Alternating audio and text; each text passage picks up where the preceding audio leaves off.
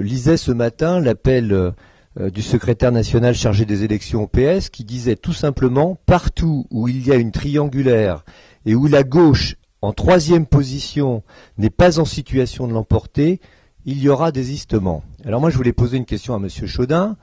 Il y a un certain nombre de cantons qui sont concernés, notamment le canton du Lude, le canton de Saint-Calais. Le Front National vient d'indiquer qu'il espérait bien sûr emporter ces cantons, et vous maintenez des candidats à ce second tour, et notamment dans le canton du Lude, où il y a 387 voix d'écart. Alors j'aimerais savoir si le Front républicain est à géométrie variable dans la Sarthe, si vous avez pris une position différente de la position nationale, et auquel cas, ça serait intéressant que vous nous développiez les arguments qui expliquent cette situation. Je crois qu'on ne peut pas d'un côté donner des leçons de morale à tout le monde et expliquer qu'il y a un Front républicain, et dans le même temps vouloir faire le jeu du Front National.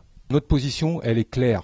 Les cantons sur lesquels on a une confrontation entre la majorité départementale et le Front National, on s'est exprimé clairement, nous appelons à bloquer le Front National et au vote républicain.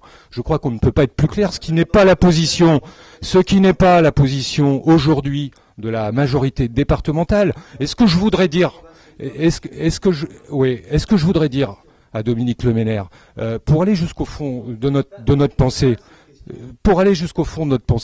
la droite ne s'est pas désistée sur le canton de la Flèche. La droite ne s'est pas désistée sur le canton de la Flèche. Faut-il le rappeler? Alors moi, ce que je voudrais dire, et vous allez me laisser finir mon propos, monsieur Le Menner, mais je crois que la position est claire. Si aujourd'hui il y a du flou, vous connaissez l'expression, là où il y a du flou, il y a un loup, et aujourd'hui c'est du côté de la majorité départementale qu'il y a un loup.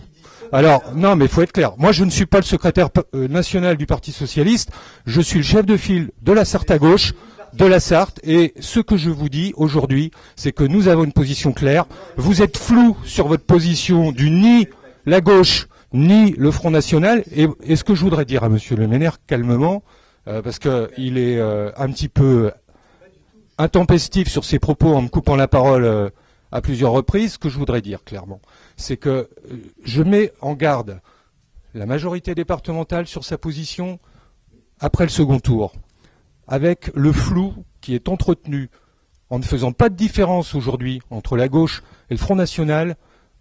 Demain, soit nous serons en position de l'emporter au niveau de ce département, je l'ai dit tout à l'heure, 11 cantons sont gagnables, soit nous ne soutiendrons pas. Il y a plusieurs candidats potentiels au niveau de la majorité.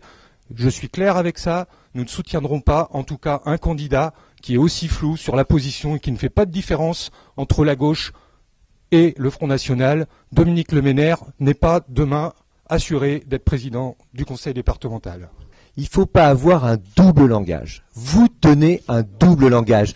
Vous ne suivez pas la position affichée par le Parti socialiste national qui dit que les candidats arrivés en troisième position et qui ne sont pas arrivés en situation d'être élus doivent se retirer s'il y a un risque d'élection du Front. Est-ce que vous considérez qu'à 387 fois d'écart, il n'y a pas de différence? Monsieur Chaudin, répondez à cette question.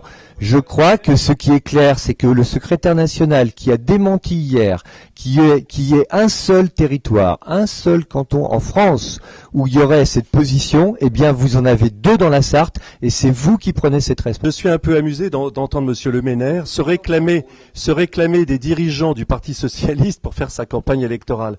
C'est dire à quel point l'UMP en est, sans imagination, sans proposition réelle sur le plan politique. Ben, restez poli, je vous en prie. Comment, pardon? Oui. Donc vous n'avez rien à dire sur ce point. Parce qu'effectivement, se réclamer des autorités du Parti socialiste pour exercer une sorte de pression sur les électeurs de droite. Non, je n'ai pas de double langage, et d'autre part, je pense être aussi républicain que vous, car j'aimerais savoir qui définit la morale républicaine dans ce pays. C'est le PS et l'UMP qui ont le monopole de la morale républicaine. Donc, Non, mais écoutez, les électeurs sont libres. Le problème, c'est que vous n'avez pas compris. Ça explique l'émergence du Front National. Si les gens vous suivaient au nom d'une morale qui est d'ailleurs une morale très nouvelle. Si, vous parlez de pacte républicain, enfin, je sais pas. Vous vous en mêlez les pinceaux, alors le Parti Socialiste. Ah non, moi j'ai l'esprit très clair. Et je vais vous dire une chose, d'ailleurs c'est le vote que nous avons recueilli qui est très clair. C'est un désaveu pour vous, car vous passez votre temps à demander au Parti Socialiste d'être votre supplétif quand ça vous arrange, et le Parti Socialiste demande la même chose à l'UMP quand ça les arrange. Mais les problèmes, c'est que les Français en ont assez d'être ainsi ballottés entre deux blocs dont on voit bien qu'ils considèrent ils sont de droit divin. Ils ont le droit de gouverner la France ad vitam aeternam, comme jadis les rois de France se succédaient de père en fils. Et donc, on a le PS, après l'UMP, ensuite l'UMP, puis le PS, et vous en êtes satisfait, puisqu'évidemment, vous écrasez en même temps vos alliés, les maires ruraux qui se plaignent de votre mainmise sur les exécutifs. Il y a eu un communiqué encore récemment. Donc, vous ne pouvez pas donc parler au nom de toute la droite, et vous ne pouvez surtout pas parler au nom de la gauche. Moi, ma logique, c'est que les électeurs sont libres. Voilà. Ça, vous n'avez pas compris.